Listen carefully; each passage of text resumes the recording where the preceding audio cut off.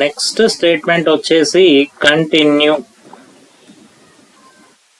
ఎప్పుడైతే control కంటిన్యూని encounter చేస్తుందో అప్పుడు కంట్రోల్ అనేది లూప్కి వెళ్ళిపోద్ది నెక్స్ట్ ఇటరేషన్కి. ప్లస్ ఈ కంటిన్యూ స్టేట్మెంట్ కింద ఉన్నటువంటి స్టేట్మెంట్ స్కిప్ అవుతాయి.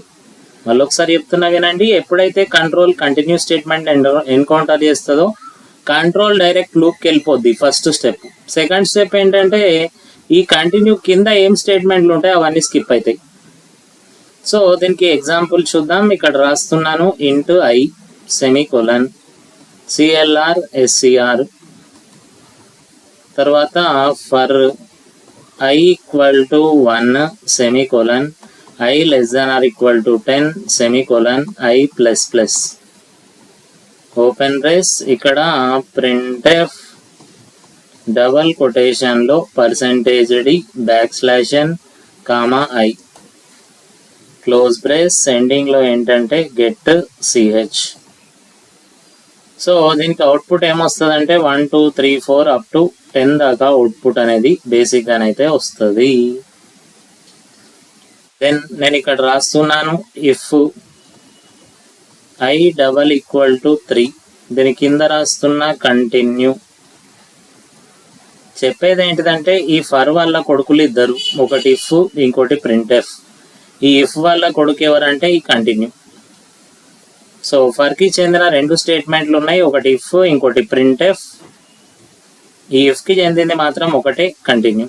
ఫస్ట్ ఎలా ఎగ్జిక్యూట్ అవుతుందంటే I value 1 less than 10 true కాబట్టి కంట్రోల్ కిందికి వస్తుంది.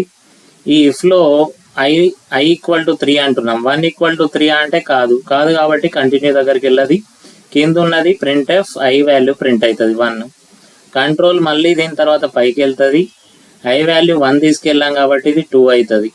2 less than or equal to 10 ఇది ట్రూ అవుతుంది. కంట్రోల్ మళ్ళీ కిందికి వస్తుంది.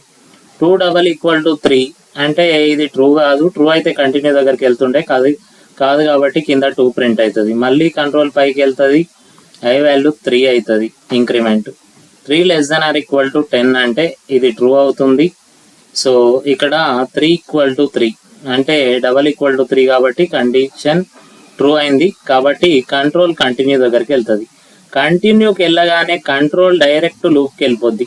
ఇది ఫస్ట్ పాయింట్. ఈ కంటిన్యూ కింద ఒక్కటే స్టేట్మెంట్ ఉంది, ఇది స్కిప్ అవుతుంది. ఇది సెకండ్ స్టెప్. కంట్రోల్ మళ్ళీ పైకి వెళ్తే ఐ వాల్యూ ఏమవుతుంది 4. దెన్ 4 లెస్ దాన్ 10 ట్రూ అవుతుంది. కాబట్టి ఇక్కడ 4 ఈక్వల్ టు 3 కాదు కాబట్టి కిందికి వచ్చి 4 ప్రింట్ అవుతుంది. మళ్ళీ కంట్రోల్ పైకి వెళ్తుంది, 5 అవుతుంది. 5 less than 10 true. 5 equal to 3 అంటే కాదు కాబట్టి కింద ఉన్నది 5 ప్రింట్ అవుతుంది. కంటిన్యూ దగ్గరికి వెళ్ళదు 5. ఇలా ఎక్కడ దాకా ప్రింట్ అవుతాయి అంటే 10 దాకా ప్రింట్ అవుతాయి. అంటే ఇప్పుడు అవుట్పుట్ ఏమొస్తుంది అంటే 1 to 10 వస్తాయి, కానీ ఏది స్కిప్ అవుతుంది అంటే 3. ఇలా మధ్యలో మీరు ఏదన్నా ఒకటి స్కిప్ చేయాలంటే యూజ్ చేసేది ఏంటంటే కంటిన్యూ. So thank you.